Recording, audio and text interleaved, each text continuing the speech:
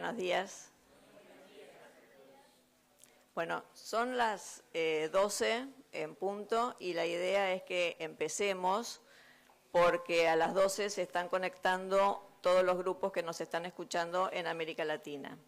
Y no solo grupos, sino también personas en su casa, con su computadora, escuchando en vivo esta presentación. Así que yo primero quería darles la bienvenida a todos, les agradezco su presencia acá, a pesar de ser un día feriado, de ser un fin de semana largo, muchos por ahí tenían otras cosas que hacer, así que la verdad que muchísimas gracias por haber venido. Les pido un favor, si pueden apagar los celulares, ¿sí?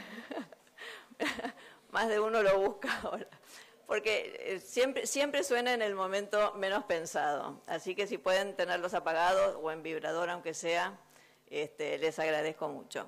Bueno, también quiero agradecer a la Sociedad Argentina de Hematología por habernos cedido el lugar y por habernos atendido también, como siempre. La verdad que nos reciben con toda la ayuda que nos dan siempre. Y bueno, quiero agradecer también la presencia del doctor Cortés, que siempre tan generosamente viene a dar estas charlas para los pacientes, y de las doctoras Raquel Bengió, Carolina Pawlowski y Beatriz Moiragui, que nos ayudan con las preguntas. A todos los que han venido les hemos dado una bolsita. En esa bolsita tienen varios regalos.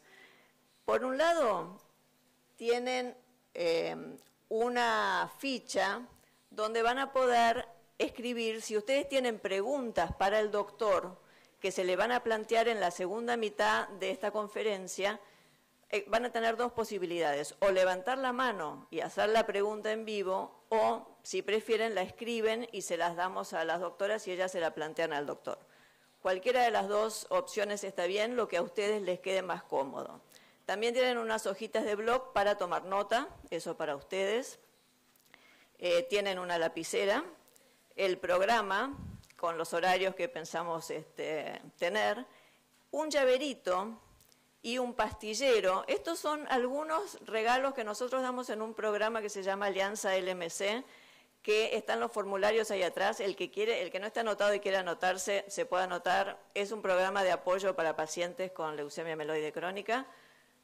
Es optativo, por supuesto, pero bueno, dentro de ese programa nosotros, además del apoyo que se les da mensualmente, se les mandan este tipo de regalitos. Tenemos otros también que no hemos puesto acá. Y un cuadernillo que dice cuál es mi PCR en IS. Eso se refiere al estudio molecular que se hacen ustedes y que ya el doctor les va a explicar en qué consiste esta nueva característica del PCR. Yo quiero nombrar muy rápidamente a los grupos que en este momento están reunidos en sus ciudades. Darles la bienvenida al grupo de México DF, la asociación AMELEG, al grupo también reunido en México en la ciudad de Tapachula, a los pacientes de Guatemala reunidos por la asociación Azopaleu de Guatemala, a los pacientes reunidos en la ciudad de Tegucigalpa, en Honduras, de la Asociación Hondureña de Lucha contra el Cáncer, a la Asociación Amor a la Vida, que están reunidos en San Salvador, en el país de El Salvador. En Nicaragua está el grupo en Managua, que se llama Alas de Vida. Son todos asociaciones de pacientes con leucemia mieloide crónica. En San José de Costa Rica están los pacientes de Agalemo, reunidos en este momento escuchándonos. En Santo Domingo, un Paso Max, otra asociación de pacientes de República Dominicana. Y en República Dominicana, también en la ciudad de Santiago, un Paso Max hace otra reunión. En Colombia, en la ciudad de Bucaramanga, está reunido la Fundación Esperanza Viva. En Caracas también la asociación ASAFE de pacientes con leucemia. En Lima hay dos reuniones, una está organizada por la asociación Esperantra y otra por Vida Nueva. Están todos los pacientes reunidos en este momento viéndonos y esperando escuchar la charla del doctor. En Bolivia, en la ciudad de Cochabamba, están reunidos también los pacientes de leucemia mieloide crónica. En Chile hay una reunión en Viña del Mar de pacientes con sus familiares, y también en Chile, en la ciudad de Talca. En Paraguay está FUNCA, que es la Asociación de Pacientes de Paraguay, y en Argentina tenemos un grupo en San Miguel de Tucumán, organizado por la Asociación ALMA, y otro grupo en Resistencia, en la ciudad de Resistencia, en el Chaco. Y finalmente en la ciudad de La Plata, también acá en Argentina, hay otro grupo de pacientes. Así que desde acá y en nombre de todos ustedes y de los médicos les doy la bienvenida a todos los grupos que nos están escuchando en este momento. Como les decía, nos están acompañando 3 doctoras muy reconocidas en Argentina por su trayectoria en lo que es la hematología en general y la leucemia amiloide crónica en particular. La doctora Raquel Bengió trabaja en el Instituto de Investigaciones Hematológicas de la Academia Nacional de Medicina y es jefe del Departamento de Clínica Hematológica. La doctora Carolina Pawlowski, que es médico hematólogo, jefa de investigación clínica en Fundaleu. Y la doctora Beatriz Moiragui, que es médica hematóloga de planta del Hospital Ramos Mejía, a cargo de la atención de los pacientes con leucemia amiloide crónica y de protocolos de investigación en leucemia amiloide crónica y síndromes mielodisplásicos crónicos Filadelfia negativos. Estas 3 doctoras están ayudando hoy y acompañando al doctor Cortés. Como verán, a Beatriz le gusta viajar. Es menos formal. Está bien. Y por último, les presento, como igual ya todos lo conocen, al doctor Jorge Cortés, director de las secciones de leucemia amiloide crónica y leucemia amiloide aguda del Departamento de Leucemia en el MD Anderson Cancer Center de Houston, Texas. Así que le doy la bienvenida al doctor y muchas gracias por estar acá.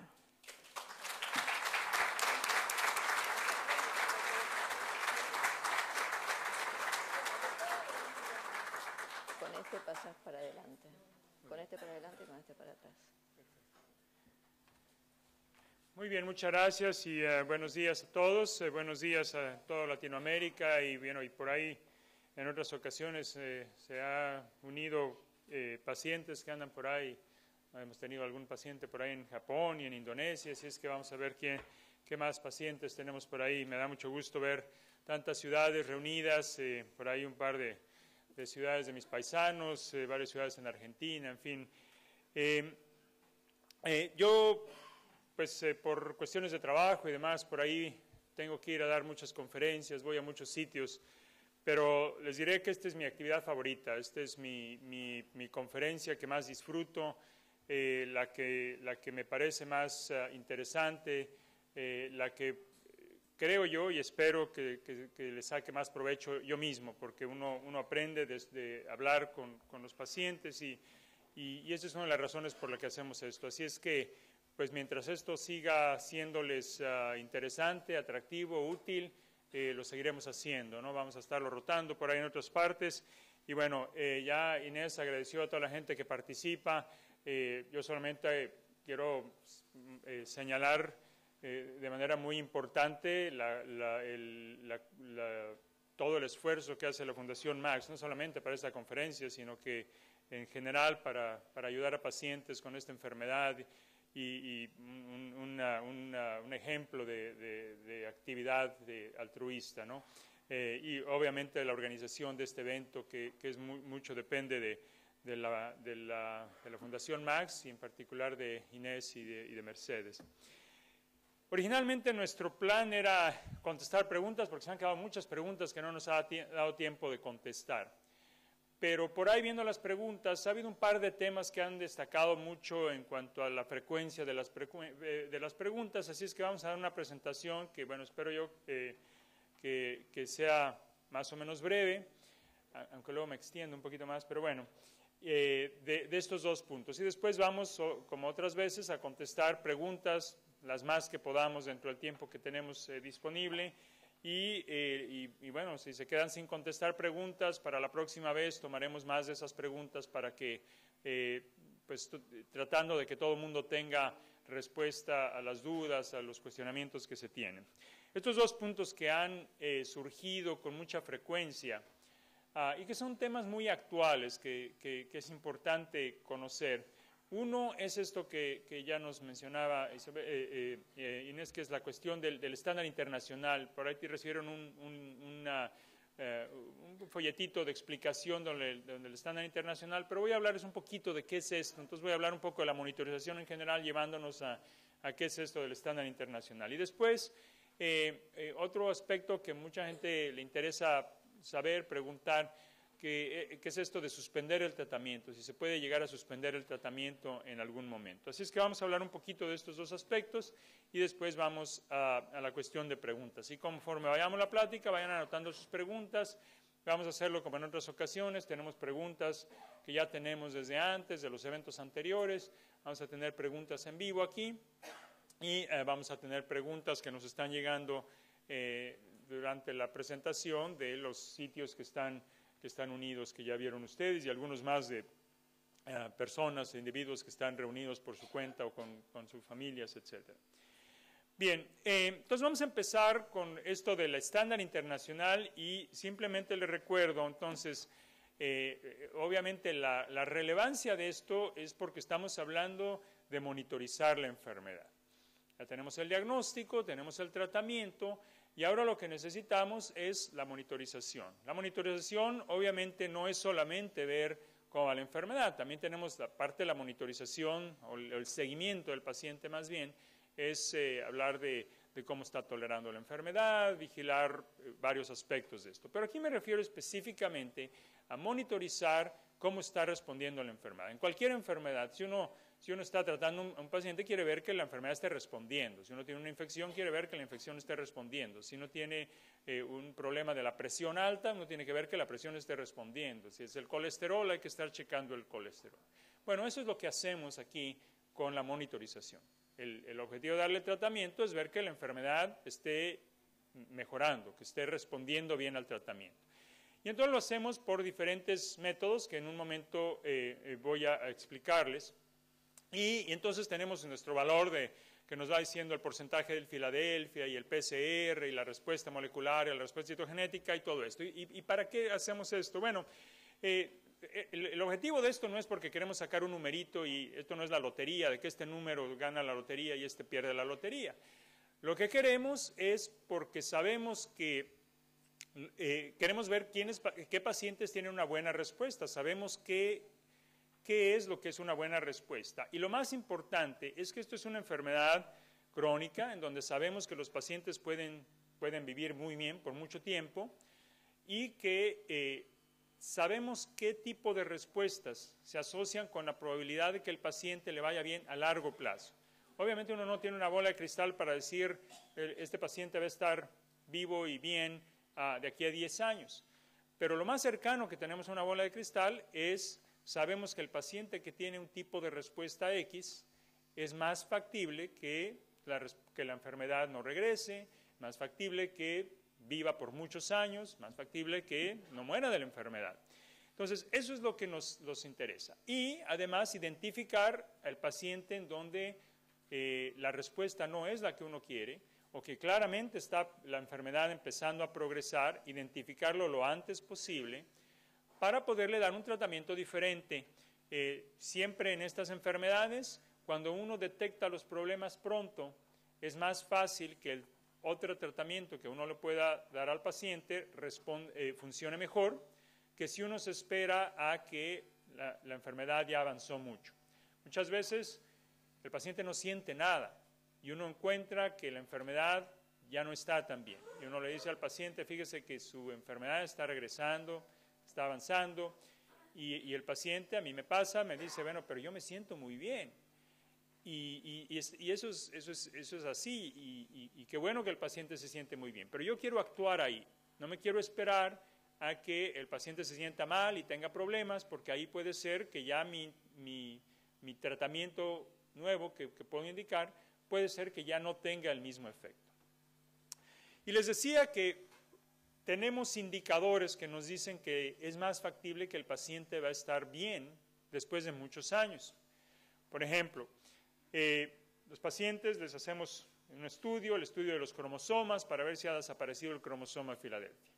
Y lo que hemos aprendido desde hace muchos años es que cuando logramos lo que se llama una respuesta citogenética completa, y en un momento voy a explicar esos términos un poquito más, pero básicamente que ya no vemos ese cromosoma Filadelfia. Lo que vemos es que esos pacientes viven mucho más. Ya hemos presentado este tipo de curvitas, pero a lo mejor hay algunos de ustedes que no han estado en ocasiones previas, así es que les explico cómo leemos estas curvas para que les quede claro. Esta es una curva que le llamamos una curva de supervivencia, en donde vemos a lo largo del tiempo y aquí vemos, por ejemplo, en este caso, cuántos pacientes están vivos. Entonces empezamos con el 100% de nuestros pacientes. Conforme pasa el tiempo, conforme, en este caso, hablando de supervivencia, un paciente que fallece, la curva va bajando. Quedan menos pacientes que siguen vivos con el tiempo. Obviamente, una curva de supervivencia, si agarramos 100 individuos normales, una curva de supervivencia siempre va a llegar a 0 eventualmente. ¿Por qué? Porque todos nos vamos a morir. Obviamente, aquí el interés es que esa curva de supervivencia se parezca a la curva de supervivencia de la población normal. Lo que uno quiere es que los pacientes con una enfermedad X vivan tanto como un individuo normal que no tiene esa enfermedad, que van a vivir 70, 80 años o lo que sea, ¿no? Entonces, aquí ven que los pacientes que logran la mejor respuesta en cuanto al cromosoma tienen la mejor probabilidad de supervivencia. Por ejemplo, aquí a 10 años, estos son 120 meses, a 10 años casi el 80% de los pacientes van a estar vivos. Mientras que los que tienen menos respuestas, una respuesta parcial, una respuesta menos, o sea que todavía queda algo del cromosoma Filadelfia, ya solo el 40 o el 25. Entonces eso nos dice el por qué queremos que el cromosoma se vaya, porque esto nos dice que el paciente es más probable que va a vivir a largo plazo. Y de hecho hoy en día sabemos que el que logra esta respuesta, más o menos su posibilidad de vivir igual que una persona que no tiene esta enfermedad es más o menos la misma probabilidad. Entonces, muy importante ver esta respuesta. Además, vemos también, ya más allá de la respuesta del cromosoma, hablamos de las respuestas moleculares. Y si tomamos los pacientes que tienen respuestas moleculares, por ejemplo, los que tienen la mejor respuesta, aquí ya no estamos hablando de supervivencia, estamos hablando de estar vivo y bien, que no regresa a la enfermedad, que no pasa a las fases más avanzadas, todo esto. Esto es lo que llamamos eventos. Un evento es que la enfermedad regresa, etc. Y como ven ustedes, el que tiene la mejor respuesta molecular es el que tiene la mejor probabilidad no solamente de estar vivo, sino de estar con una respuesta duradera que dura por muchos, muchos años. De manera que identificar al paciente que tiene la mejor respuesta, lo más profunda posible, nos dice, esa es nuestra bolita de cristal, en donde decimos, este paciente, aunque uno no puede estar seguro, pero este paciente, si todo sigue igual, es muy factible que va a estar vivo y bien de aquí a 5, a 8, a 10 años. 20 años no sabemos, estos medicamentos son nuevos, pero lo que predecimos es que si estas cosas van tan bien, es muy poco probable que esto cambie mucho. Lo que pensamos es que estos pacientes que tienen ese tipo de respuestas muy buenas van a seguir igual de bien. Pero ¿qué queremos? Queremos seguir vigilando esa monitorización para ver que esto se mantenga igual. Bien, ¿cómo monitorizamos al paciente? ¿Qué técnicas usamos para monitorizar al paciente?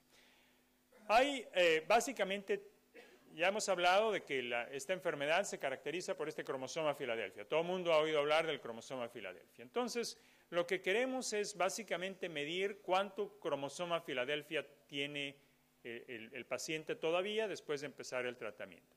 Y tenemos 3 técnicas fundamentales que utilizamos para medir el cromosoma Filadelfia.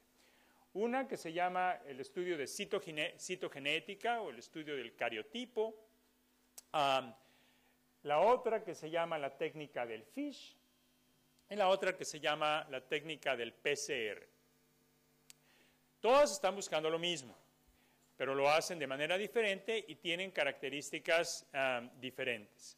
Por ejemplo, en el estudio de la citogenética, habitualmente uno cuenta 20 células. Eso es todo lo que contamos. Habitualmente de la médula ósea contamos 20 células, vemos cuántas tienen el cromosoma y cuántas no tienen el cromosoma. Al momento del diagnóstico, las 20 van a tener el cromosoma habitualmente y lo que uno quiere es que llegue a 0. Cuando llega a 0, eso es lo que llamamos esa respuesta citogenética completa que les hablaba, que se correlaciona con una muy buena supervivencia a largo plazo. En el estudio de Fish es un poquito diferente. Yo te les voy a enseñar unas grafiquitas muy básicas para que vean cómo es esto.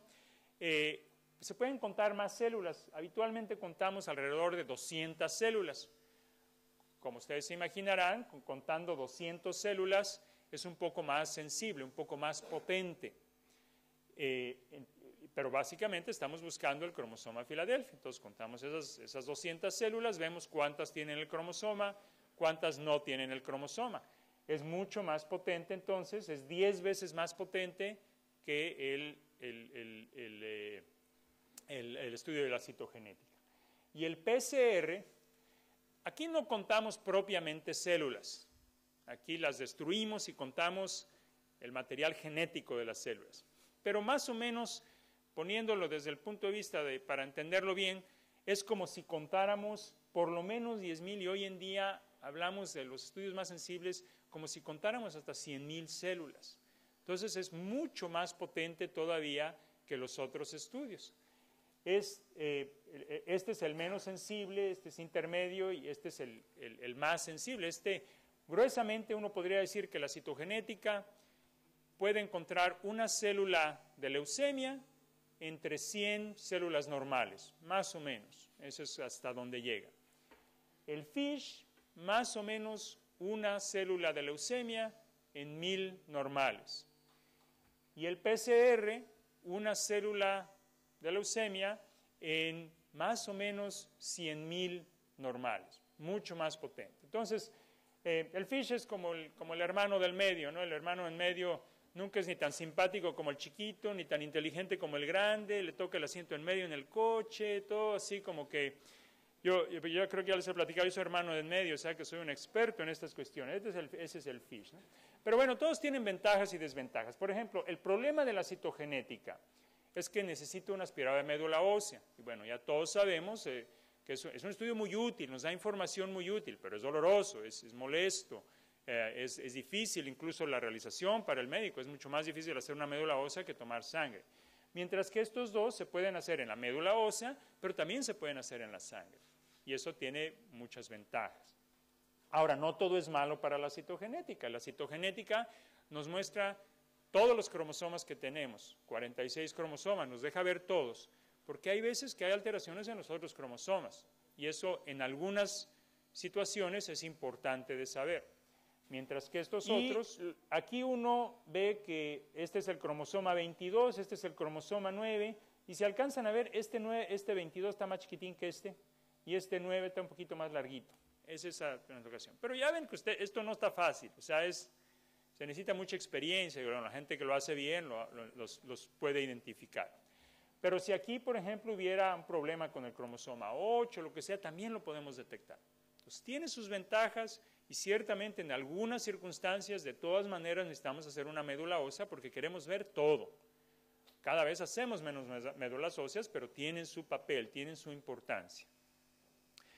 En el estudio de FISH, lo que hacemos es que pintamos el pedacito del cromosoma 9 que nos interesa y el pedacito del cromosoma 22 que nos interesan, los pintamos con fluorescencia de diferentes colores. Entonces tenemos, por ejemplo, uno está con rojo, el otro está con verde, aquí los ven, aquí se ven los cromosomitas así más o menos dibujados, y cuando se juntan, el 9 y el 22, ahí nos dan una señal que se ve como amarillita. Entonces es más fácil de leer, ¿no? Aquí ya lo ven que es muy fácil ver que están juntos, ahí se ve la señal amarilla, como que no necesita uno tanto entrenamiento para ver que así es.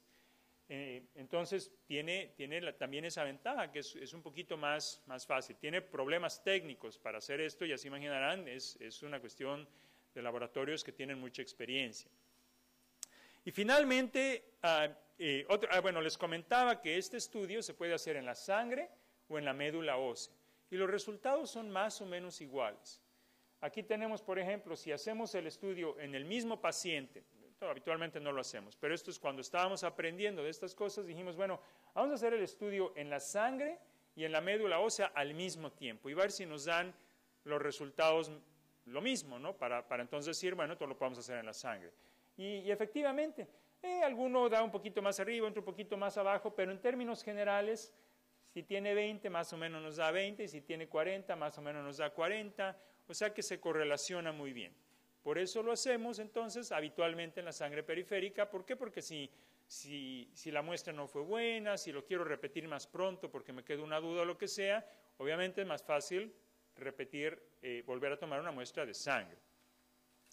Y finalmente el PCR, como les digo, no cuenta células. Aquí las células las destruimos, sacamos el material genético de las células, lo que, como ustedes saben, es lo que se llama el ADN, y lo valioso de esta técnica es que se ha aprendido a cómo puedo amplificar eso. Si yo tengo mi ADN, lo voy a duplicar, y eso a duplicar otra vez, y eso a duplicar otra vez. Lo hago un ciclo que hago muchas copias, y luego puedo ver cuántas de esas copias tienen esta unión del 9 y del 22, o de los genes que se llaman BCR y ABL, y cuántas tienen el gen normal, y hago una proporción, cuántas del anormal versus cuántas del normal, del gene, pero como lo amplifiqué tantas veces, por eso es tan sensible comparado con los otros, en donde estoy contando la celulita como era, nada más. Entonces, esto nos da esa gran potencia de este estudio. Y al igual que el FISH, también esto, si lo correlacionamos, la médula con la sangre, se correlaciona muy bien. Sobre todo ya que estamos a niveles más bajitos, que es cuando más nos importa hacer el estudio del PCR. Entonces, cuando uno está hablando de las respuestas hematológica, citogenética y molecular, 3 niveles distintos de respuesta en la leucemia, para fines prácticos estamos hablando siempre de que estamos buscando la leucemia, y cuando estamos buscando la leucemia estamos buscando las células que tienen, cuento 20 células, cuántas tienen el cromosoma. Si ninguna tiene el cromosoma, le llamo una respuesta citogenética completa. Esa es bien importante, es la que les decía, nos dice que el paciente va a vivir más, prácticamente va a vivir una vida normal. Y bueno, si queda un poquito de cromosoma, ya les llamamos parcial o menor o lo que sea. Y después tenemos la respuesta molecular. La molecular es con el estudio del PCR, que es el más sensible, y aquí hablamos de diferentes niveles de respuesta. Hablamos, el siguiente paso es la respuesta molecular mayor. Y eso lo definimos cuando hacemos nuestra correlación del gene anormal versus el gene normal, como ya ven como les platicaba, cuando llega a 0.1% o menos. Es decir, 0.1% la relación del anormal versus el normal es de 0.1% o menos. Y aquí es donde entra este término. Cada vez más estamos hablando de que esto tiene que ser en la escala internacional. Ahorita les platico qué es eso.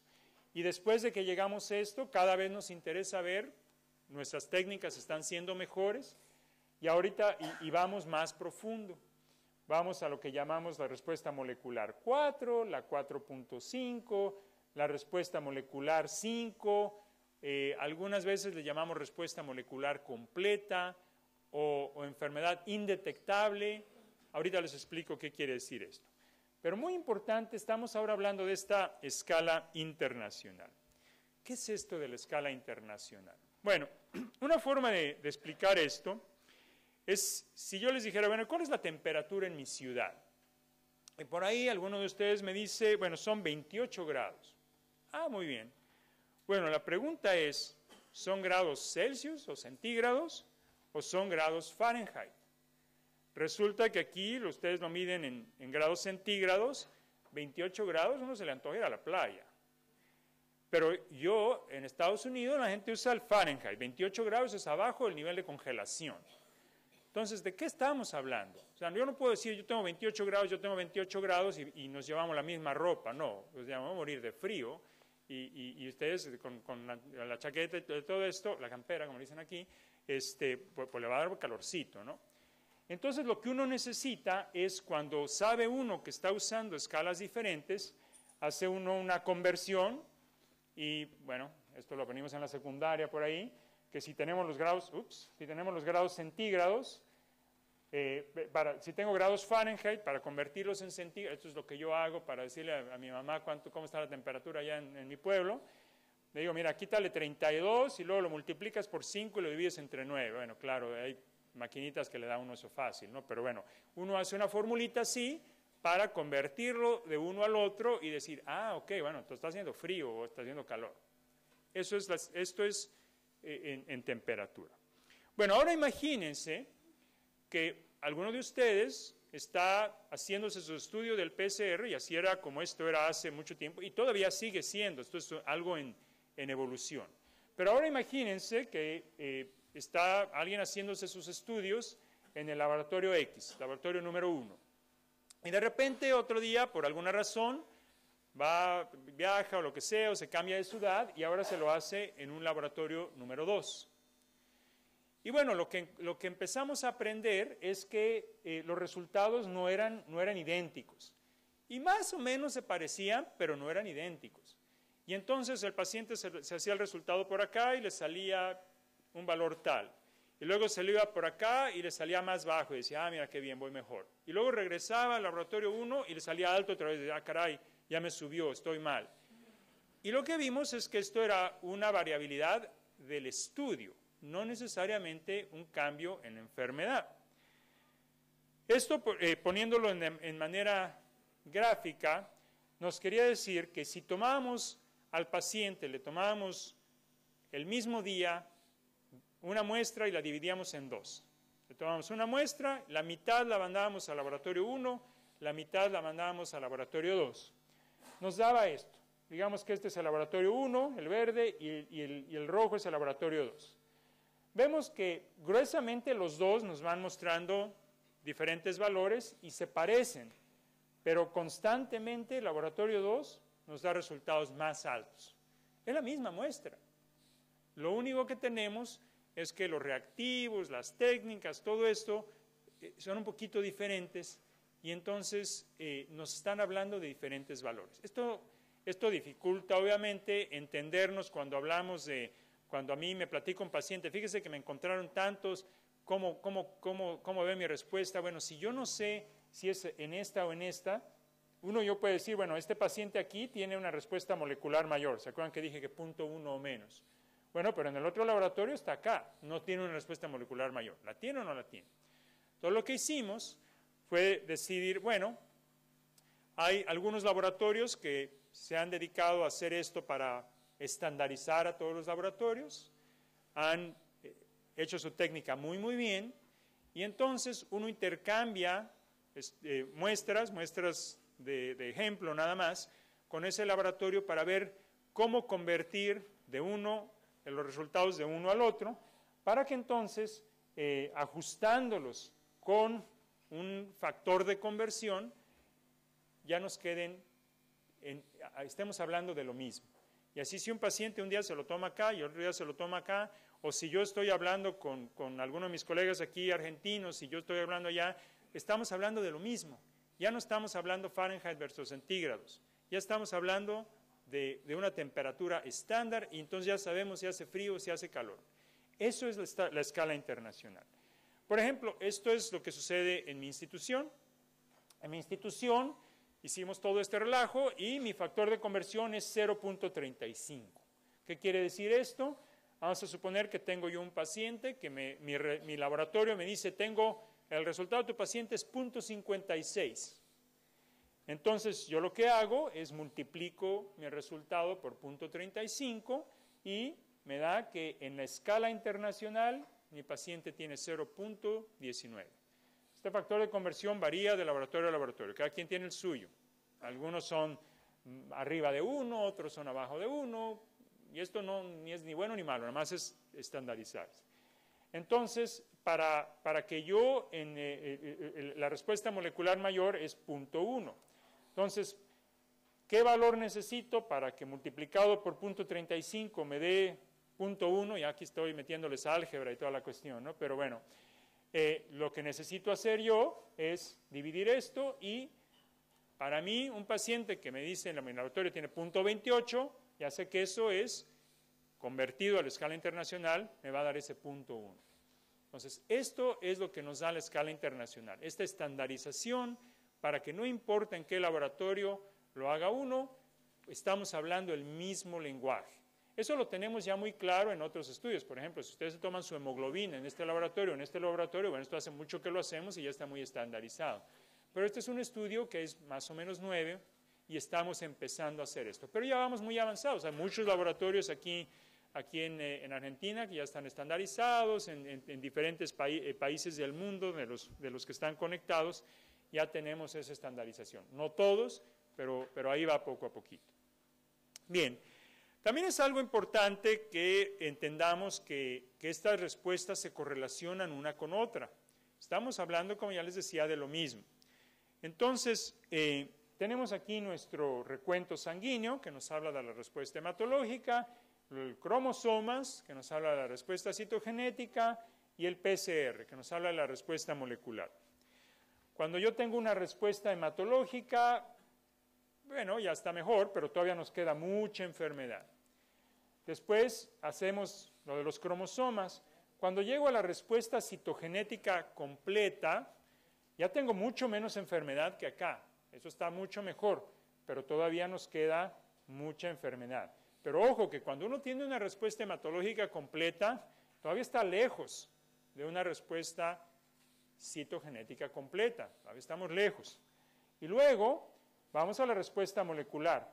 Más o menos, cuando uno tiene la respuesta citogenética completa, más o menos el PCR anda por 1% en la escala internacional. Más o menos ahí. Uno quiere que baje después a la respuesta molecular mayor y luego lo que les decía, lo que se llama el MR4, que es que baje 10 veces más, 0.01 o menos.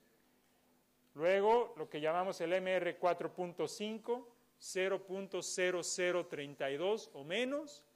Y finalmente que llegue al 0. Ahora el 0 no es 0. Esta tiene un nivel de detección, llega hasta cierto punto y sabemos que realmente el término apropiado es llamarle indetectable. Quiere decir, con esta prueba tan buena como es, no lo veo. Pero no puedo decir que no está ahí, solo puedo decir que no lo veo. Entonces lo más común que usamos nosotros es decir, es indetectable. A veces por facilidad decimos respuesta molecular completa, porque esta hablamos de completa, pero ojo que hay enfermedades, como en estas también, ¿no? O sea, hay que estar conscientes de eso. Bien, ahora, ¿qué nos quiere decir estas diferentes respuestas? Bueno, cuando un paciente logra la respuesta hematológica completa, habitualmente los síntomas de la enfermedad mejoran. Si había, por ejemplo, sudores, si había molestias por el vaso y todo esto, habitualmente todas esas cosas mejoran, nada más. Cuando uno logra la respuesta citogenética completa, ya les enseñé que esto se asocia con que el paciente le vamos a mejorar sus probabilidades de vida y van a llegar prácticamente a las expectativas que tiene un individuo normal de la misma edad, que no tiene no normal, porque tampoco es que el paciente es anormal, es un individuo que no tiene enfermedad, perdón. Y cuando tenemos una respuesta molecular mayor, ya les decía, ya no mejora la supervivencia, porque ya estamos a niveles de las expectativas normales, pero disminuye el riesgo de que la enfermedad recaiga, de que la enfermedad regrese, de que la enfermedad avance, disminuye mucho el riesgo de eso. Y luego tenemos esta molecular completa. ¿Qué nos dice eso? Bueno, una de las cosas que estamos empezando a investigar, y esto lo recalco, es algo que a muchos pacientes les interesa, es decir, y puedo suspender mi tratamiento. Si ya no veo la enfermedad con ninguna de estas técnicas, puedo suspender mi tratamiento. Bueno, vamos a ver qué sabemos sobre esto de suspender el tratamiento. Ha habido ya algunos estudios que han empezado a investigar esto, a ver qué se puede hacer, si se puede hacer, cómo se puede hacer. Y probablemente el estudio más importante es este estudio que se originó en Francia, que se llama el estudio STEAM, en inglés Stop Imatinib, por eso el STEAM. Entonces, en este estudio lo que hicieron es 100 pacientes que habían sido tratados con imatinib por mucho tiempo, por lo menos 3 años, que tenían una respuesta molecular completa o indetectable con un PCR que llegaba hasta allá abajo en la grafiquita anterior. No todos tienen la misma potencia, pero bueno, y que se había mantenido así negativo o indetectable por 2 años seguiditos. ¿Ok? Esos entonces dijeron, les ofrecieron a los pacientes, algunos pacientes dijeron, sí, yo me gustaría suspender, lo suspendieron. ¿Qué aprendimos? Que la probabilidad de mantener una respuesta molecular completa, que se mantuviera en 0, indetectable, el PCR, esto está equivocado, es respuesta molecular completa, C, es del 40%. 40% de pacientes, después de suspender el tratamiento, siguen manteniendo en ceros su PCR. Y esto ya nos dice que hay algo ahí, ya no es algo nada más de mantenimiento, sino que parece que ya la enfermedad ya llegó a un punto que ya está en un control más definitivo, probablemente. Y el resto, obviamente, recayeron. Ahora, una cuestión importante en este estudio y afortunadamente en todos los demás ha sido cuando regresa la enfermedad, como regresa es que el estudio molecular de ser 0 ahora es 0 punto algo. O sea, ya no es indetectable, ya es detectable, pero no ha habido ningún paciente que llegue a la fase acelerada, que se vaya a la fase blástica, que incluso que los glóbulos blancos suban y todo eso. Todos los casos hasta ahora, afortunadamente, ha sido situación que el PCR aumenta y que les empieza uno el tratamiento y habitualmente responden. Y ahorita vamos a ver esto. Ojo, criterio bien importante, y en todos los estudios esto se ha recalcado mucho. Les voy a enseñar algunos otros estudios. Se necesita que haya una respuesta molecular completa sostenida por lo menos por 2 años. No es cualquier paciente que dice, yo ya estoy bien, me siento bien, no. Necesita este nivel de respuesta. Bien importante para siquiera considerar estos estudios. Ahora, ¿qué tan frecuente es que un paciente llegue a tener esos niveles de respuesta sostenidos por 2 años consecutivos de que lo estamos checando por lo menos cada 6 meses y sale negativo? Bueno, más o menos el 45% de pacientes. Esto no ha llegado a su máximo. Creemos que va a ser más del 45%, sobre todo porque ahora algunos pacientes los tratamos con otros medicamentos desde el principio y parece que eso nos dan más respuestas de estas más profundas. Entonces yo creo que no va a parar ahí, va a ser más. Por lo menos yo creo que va a ser un 50, 60% tal vez, por lo menos. Pero bueno, esto es mera suposición. Y hay varias cosas que nos dicen, por ejemplo, que es más factible que el paciente vaya a llegar a esta buena respuesta. Uno de ellos, por ejemplo, es una mayor edad. Y esto es curioso. Uno tiende a pensar que los pacientes de mayor edad les va peor. Pero lo que hemos visto es que los pacientes más jóvenes, sobre todo los adolescentes, los adultos jóvenes, tienden a tener menos de estas buenas respuestas.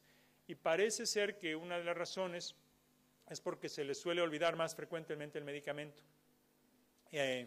Conforme uno se va haciendo mayor, se vuelve más disciplinado con los medicamentos, tiene una rutina más estable, etc. Y esto parece ser uno de los factores. Otro aspecto importante es los que responden más rápido, más bien, tienden a ser los que a la larga les va a ir mejor. Entonces tenemos ya algunos factores que podemos predecir a qué paciente es más factible que vaya a llegar a esto. Ahora, esto no es absoluto, no quiere decir que un paciente joven nunca va a llegar a esto, no, desde luego que no, ni que un paciente que a los 3 meses no había respondido nunca va a llegar, no, pero son factores predictivos, le dan uno más chances de decir, es más factible que este paciente llegue que este otro. Ahora, uno de los factores más importantes que se ha encontrado que hacen que un paciente no llegue a esta respuesta completa molecular, y le llamo completa porque es un término más fácil de entender, pero ya les es la adherencia, el apego al tratamiento. En este estudio que se hizo en Inglaterra, midieron el apego al tratamiento, a los pacientes les daban su medicamento en una botellita que tenía una tapita, que cada vez que la abría el paciente mandaba una señal. Y entonces veían ellos cada cuánto el paciente si estaba abriendo la botellita todos los días o no, no sé qué. Medio tramposo porque no le dijeron al paciente, pero bueno. Y el caso es que lo que vieron es que los pacientes que se tomaban el 90% o menos de lo que se tenían que tomar, las posibilidades de lograr una respuesta molecular completa era 0%. Esos pacientes no. Y ojo que brincarse el 10% no es mucho. Brincarse el 10% es brincarse 3 dosis al mes. 3 días de 30 días es 10%. Entonces, esto nos habla de que el apego al tratamiento es bien importante desde el principio para poder llegar a este punto y empezar a hablar de este tipo de respuestas. Otro aspecto importante es algunos de los factores que nos dicen que un paciente que ya le suspendimos el tratamiento puede o no perder la respuesta, o cuáles las posibilidades de que pierda la respuesta. Hay 2 factores importantes. Uno es una clasificación que se llama una clasificación de Sokal, que quiere decir que al momento del diagnóstico, qué edad tenía el paciente, qué tan grande estaba el vaso, cuántos basófilos tenía, cuántos blastos, etcétera. Y es un score que uno calcula al momento del diagnóstico. Y luego, ¿cuánto tiempo tomó el imatinib antes de que le paráramos el tratamiento? Y los que tomaron el imatinib por más tiempo y tenían menos factores de riesgo, era más posible que mantuvieran la respuesta, el 70% la mantenían, mientras que estos como el 30% la mantenían. También es posible, insisto, todas estas cosas son factores de riesgo, no es 0 y 100, es un poquito más y un poquito menos. Otra cosa que si se dan cuenta cuando ve uno estas curvas, es muy claro que en los primeros 6 meses es cuando más pacientes nota uno que regresa a la enfermedad. Después de esto sí se ve, tampoco es que uno se pueda olvidar ya, pero la mayoría, la principal caída es antes de los 6 meses. Ha habido estudios con las otras drogas, con dasatinib, con nilotinib, Sprycel, Tasigna, y los mismos criterios, pacientes con mucho tiempo de tratamiento, con la respuesta completa por 2 años, etcétera. Y lo que vieron aquí es que el 73% habían mantenido su respuesta. Ahora, en este caso estaban manteniendo su respuesta molecular mayor. ¿Se acuerdan? La mayor es un poquito más de enfermedad que la completa. O sea, pero bueno, se puede también hacer con estos. Ya les decía yo, es más, parece ser que más pacientes que toman estos medicamentos llegan a estos niveles más profundos. Ahora, esta es la experiencia en nuestra institución y estas se las muestro por 2 razones que me parecen importantes y es muy similar a lo que ya les mostré. Una de las razones importantes que les muestro es por qué en este caso los pacientes querían suspender el medicamento y por qué lo querían suspender. La mitad por efectos adversos, porque tenían algún síntoma por el medicamento que les estaba dando demasiada lata y decidieron, yo necesito parar esto. Un 17%, porque no podían pagar el medicamento. Eso no nada más sucede en Latinoamérica, desgraciadamente sucede en todo el mundo, en donde la cuestión económica llega a ser un problema. Afortunadamente tenemos programas de apoyo y estas cosas que han ido minimizando esto. Pero bueno, eso es un problema que existe. Ahora, algunos de estos pacientes, la mayoría suspendieron cuando tenían una respuesta molecular completa, pero otros no tenían una respuesta tan profunda y no me dijeron. Nada más, después de repente regresó la enfermedad y me dijeron, ¿qué cree, doctor? Hace 6 meses que no me tomo el medicamento. Ah, no me diga, con razón veo que su enfermedad está recayendo. ¿Y qué pasó? Bueno, los que suspenden con los mismos criterios, una respuesta bien profunda, que duró mucho tiempo, etcétera, pocos recayeron. Pero mientras menos buena es la respuesta, más posible es que la enfermedad regrese en peores condiciones. Por ejemplo, estos pacientes, 3 nada más, pero pararon cuando tenían una respuesta molecular mayor. No tenían el cromosoma, tenían una respuesta molecular mayor, o sea, buena respuesta. Pero vean ustedes que ellos no solamente es que el PCR se volvió positivo, ya vimos el cromosoma, incluso uno llegó a una fase acelerada. Entonces, esto nos dice que este criterio de que uno quiere ver por lo menos la respuesta completa es lo mínimo necesario hoy en día que consideramos para siquiera pensar en esta posibilidad. Estas son las posibilidades de recaída. Nuevamente les muestro, las recaídas suelen suceder más temprano. De repente alguno recae un poco más tarde, por lo que uno nunca puede olvidarse totalmente del seguimiento y estas cosas. Algo que también vimos muy importante es cuánto había durado la respuesta molecular completa. Ya les decía, lo mínimo que se ha usado es 2 años, pero nosotros vimos que si había durado ya 5 años o más, era menos posible, vean, solamente un paciente perdió la respuesta, mientras que si había durado menos de 5 años, era más posible que regresara. Entonces, pareciera ser que mientras más tiempo ha estado el paciente con esta respuesta muy profunda, es más posible que la enfermedad no regrese si se suspende el tratamiento.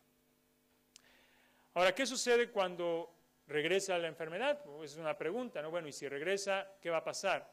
Bueno, en la mayoría de los casos lo que pasó es que estaba negativo, negativo, negativo, se paró el tratamiento, cuando en los que recayó, ve uno que el estudio, los resultados son más altos, se reinicia el tratamiento y en la mayoría de los pacientes vuelve a negativo, negativo. Este paciente obviamente ya tiene que seguirse con el medicamento, pero bueno, por lo menos sigue con su buena respuesta como la tenía antes. En otros casos se ve algo así, que se vuelve, llega negativo, negativo, negativo, se suspende y en algunos pacientes se ha visto que recae, pero bajito y a veces un poquito, a veces nada, a veces un poquito, a veces nada, y algunos de estos pacientes no han reiniciado el tratamiento, y ahí están. Pero vean ustedes cuántos puntitos hay aquí. ¿Qué quiere decir eso? Que el médico está encima, está checando esto bien seguido. Eso es una cuestión fundamental cuando uno está pensando en estas cosas.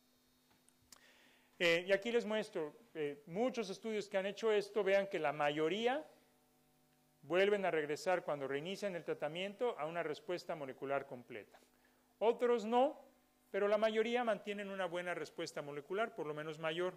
Entonces, más o menos se puede mantener un control adecuado de la enfermedad. Pero lo importante en todos estos estudios ha sido que el paciente, cuando suspende el tratamiento, ha estado en un ensayo clínico, ha sido vigilado muy, muy, muy de cerca por el médico, más de cerca que cuando estaba con el medicamento. Lo que hacemos es, se suspende el tratamiento, le voy a checar el PCR por lo menos una vez al mes, por lo menos por 6 meses. Una vez al mes. ¿Por qué? Porque si va a regresar la enfermedad, la quiero encontrar pronto. La quiero encontrar pronto, reiniciar el tratamiento y, bueno, no funcionó, va a tener que seguir con el tratamiento, pero no se me fue a una fase blástica o algo más grave, que entonces sí es un problema muy serio. Lo que quiero es que si va a regresar, encontrarlo muy pronto y evitar un problema más serio. Muy importante. Ahora, obviamente esto lo tenemos que mejorar, porque ya les dije, más o menos 45% de los pacientes logran ese tipo de respuesta. Y de esos, más o menos el 45% mantienen la respuesta después de suspender el tratamiento. Esto, otra vez yendo aquí a las matemáticas, quiere decir que en total 20% de los pacientes pueden a lo mejor pensar en estar sin tratamiento en algún momento. Pero esto no es suficiente, obviamente nos falta mucho para poder decir que esto es una cosa que se puede recomendar, que va a ser el futuro de todos los pacientes. No estamos ahí. Esto es cosa de investigación que se tiene que platicar muy en serio con el médico. ¿Qué tenemos que hacer para mejorar? Bueno, necesitamos mejorar cuántos pacientes llegan a ese nivel de respuesta tan profunda. Tenemos 45%, necesitamos más. Ya les decía que a lo mejor las nuevas medicinas, como el Sprycel, como el Tasigna, esas a lo mejor nos pueden llegar a producir más respuestas. Estamos viendo si hay formas de estimular las defensas del organismo para que nos ayuden con el último empujoncito de la enfermedad. Esto es investigación, pero bueno, estamos investigando esto.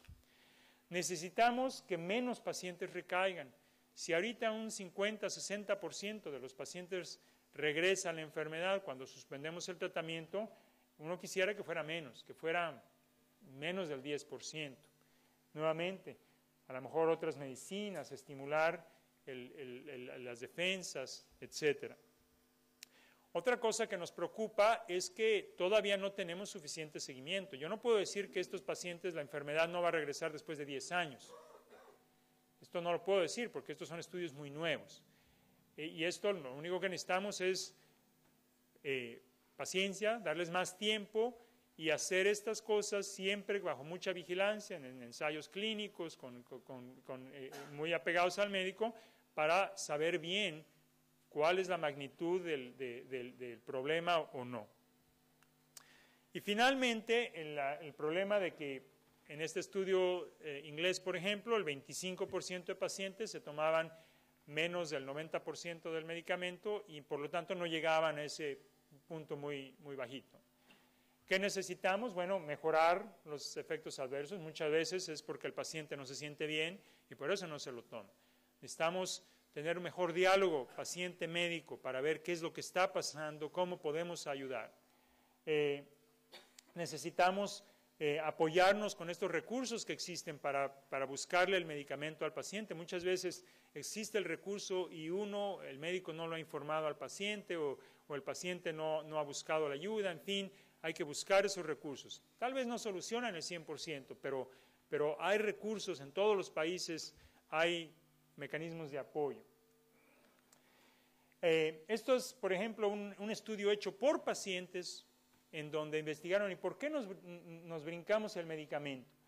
Las causas más comunes: no se sentían bien y para reducir efectos adversos. Lo más común por lo que no se lo toman es por este tipo de cosas. No necesitamos manejar mejor. Y esto es algo en donde es bien importante hablar con el médico. Nada que es que si le digo se va a enojar el doctor, si se enoja el doctor, mándale una patada y búsquense otro. La cuestión es sobre el paciente, ¿no? Digo, que a lo mejor le va a decir, oiga, no, pero sí hay que tomar todo eso. Pero hay que informarle al médico, para decir cómo lo podemos solucionar, si es cosa de darle un medicamento para mejorarle la diarrea, si es cosa de cambiarle otro medicamento, ajustarle, hay cosas que se pueden hacer. Hay veces que nada se puede hacer, se tiene que cambiar el medicamento, pero hay muchos truquitos que tiene uno para mejorar los problemas, sobre todo los más serios, ¿no? Bien, entonces, sobre esta cuestión de la suspensión del tratamiento, algunos puntos muy importantes. Les quiero recalcar que esto hoy en día es investigación. Hoy en día, yo a mis pacientes siempre les digo, el tratamiento es de por vida. Hoy todavía esa es la regla. Estamos buscando la forma de cómo podemos suspender el tratamiento y yo le puedo ayudar. Yo le puedo ayudar, le puedo ofrecer opciones, etcétera. Los que cumplen los criterios, podemos estudiarlos, suspenderlo, pero de manera ordenada.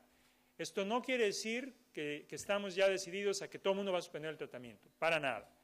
Entre otras cosas, el problema del PCR.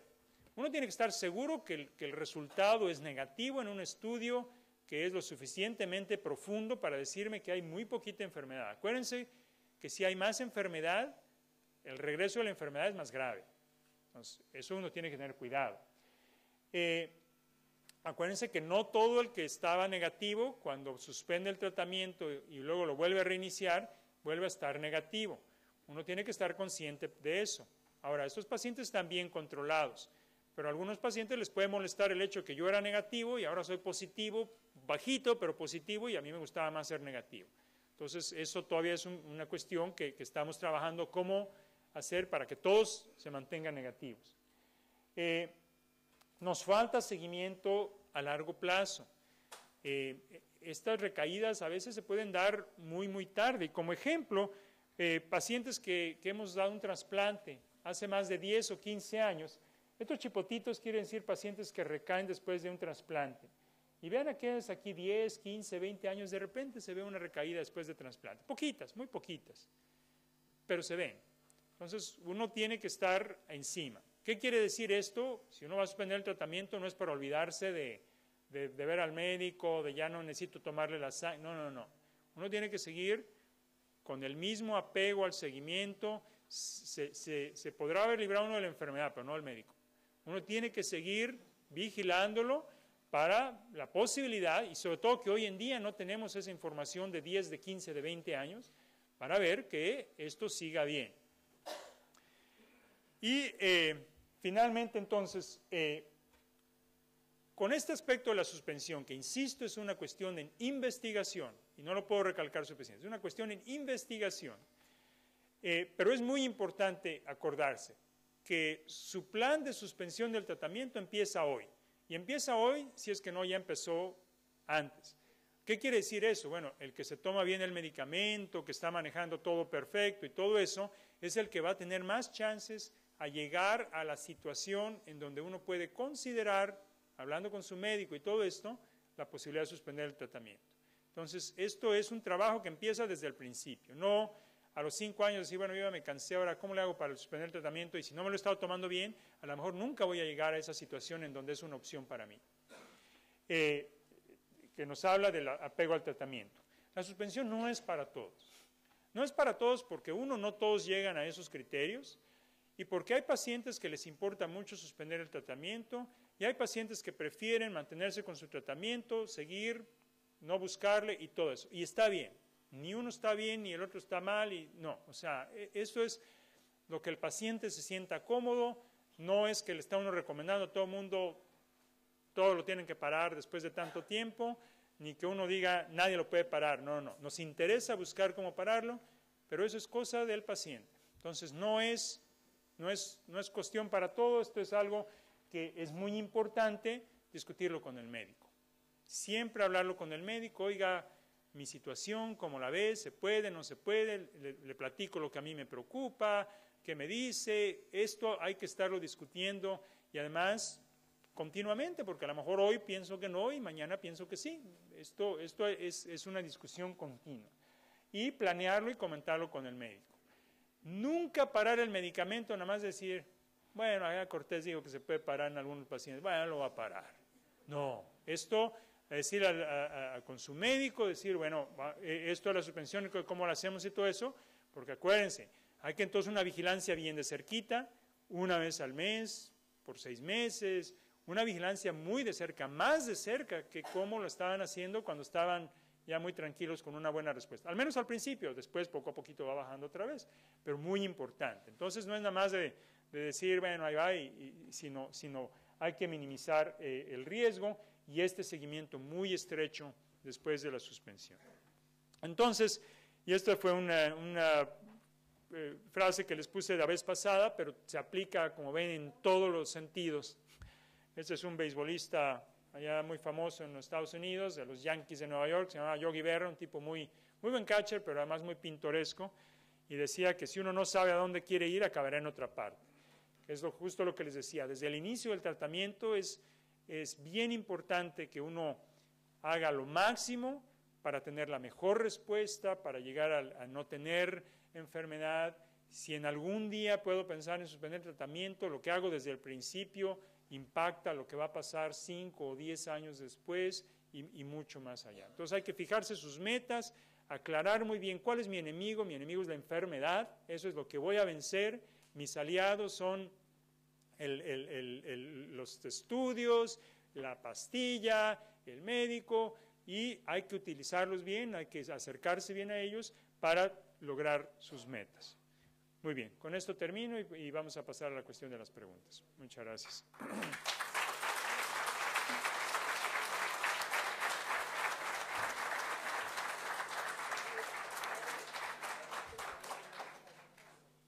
Bueno, ahora entonces vamos a hacer un pequeño break de media hora para ir a comer unos sandwichitos abajo y tomar algo fresco. Y dentro de media hora estamos todos acá de vuelta para preguntas y respuestas con el doctor. ¿Sí? Gracias.